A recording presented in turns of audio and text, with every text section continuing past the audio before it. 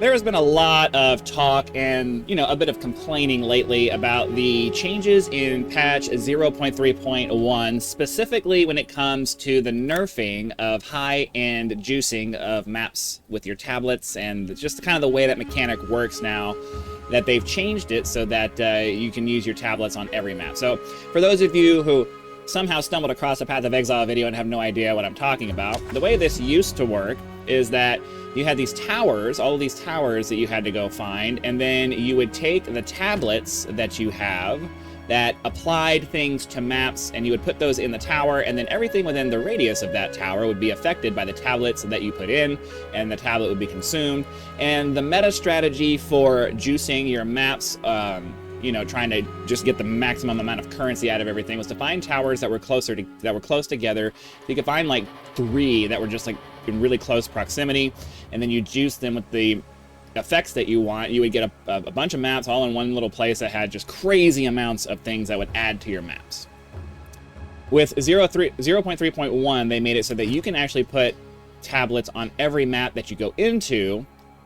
And the issue that some people have, especially the hardcore, I'm going to try to get as much currency as I can and juice my maps as big as I can to get, to get divines raining down from the heavens, is that it's much harder to do that, if not impossible to get. I mean, it's pretty much impossible to get to the level that they were doing now, because you can't combine effects to maximally juice your maps to the point where you're getting crazy amounts of chances of things like divine orbs dropping or just really great gear dropping. And obviously, that crowd is going to have an issue with the way that things have been changed, because now they're not able to get nearly as much loot per map as they were getting. But at the same time, for people like me, who don't really go out of my way to juice my maps crazy like, because I don't, the chances of dying as you juice your maps up and up and up and up goes way higher, especially if you just don't have a crazy meta build that's just blasts everything out of the water. So I don't juice my maps that much, which means that for me, I'm not worried about that high-end stuff, and it doesn't really bother me that much. And then B, if you're also like me, and you happen to fall on the negative side of the luck spectrum, anything that raises the floor of your ability to get gear and get currency and all of that stuff is a good thing. So for those people who wanted to go through and find, like, you would have to find 3 towers that are really close together, you had to spend a lot of time running through the map to find 3 towers that are close together, and then get to those towers, complete the towers, put tablets in the towers, get everything juiced, and then you could finally go and start making some currency. That takes a lot of time, and if you're a hardcore crazy player who's just fine spending from the time that you get up to the time that you go to bed going through maps and doing this stuff, that's probably great for you, because you can spend all that time and then you get the payoff at the end, and you get a bunch of maps where you go in and you get crazy amounts of divine orbs and stuff. And that's great. But for the average player, for the casual player, and even though I run a channel and I'm trying to grow it and I'm hoping to become, something reasonably substantial at some point in the future, I am very much a casual gamer. I've never been super hardcore. I don't really like doing things that are extremely difficult, because for me, the payoff of overcoming this or overcoming that is never really enough for the effort that I have to put into doing it.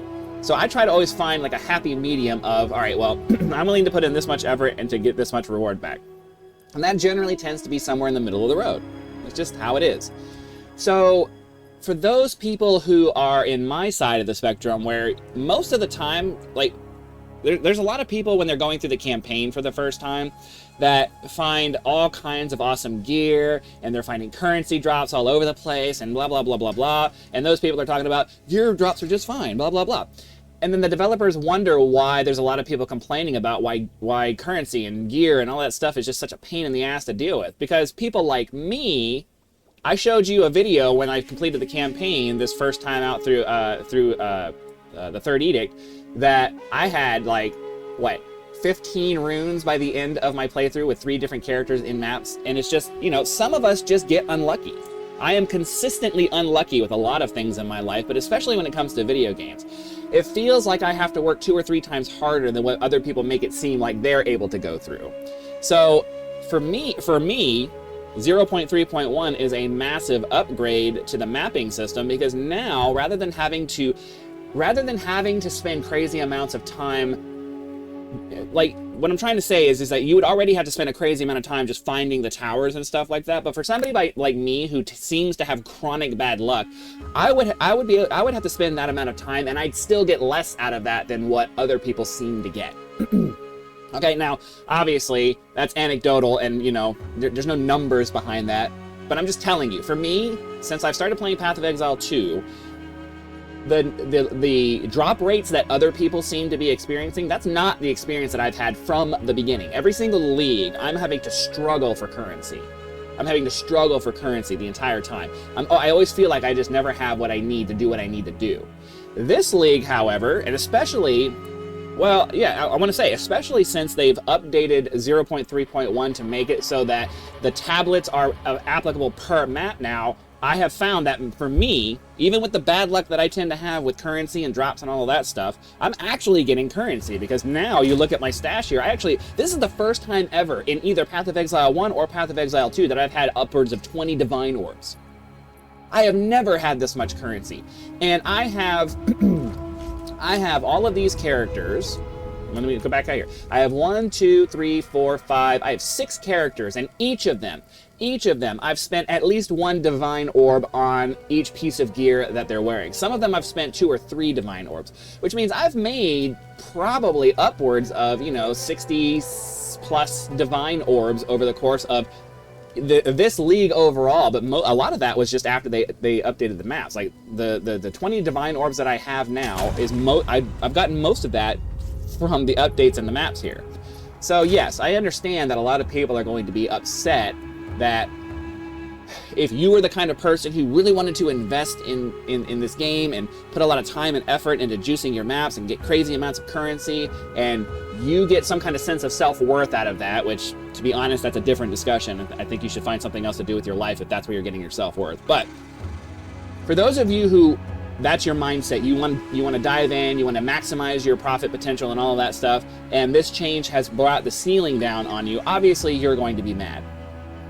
But for those of you who aren't captured by that idea, keep in mind that the vast majority of players is not that crowd. The vast majority of players are the people who just log in to play for fun. They want to do some maps, they want to do a few maps a day maybe, make a little bit of currency, and then they log off and they go back to their real life, and they're not interested in having to go through all of these hoops, even just to make a decent amount of currency, right?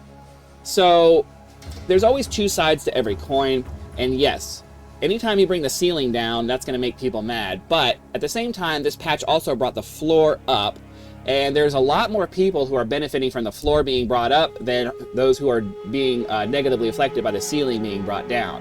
And the developers really need to consider that ratio whenever they're making changes to the game.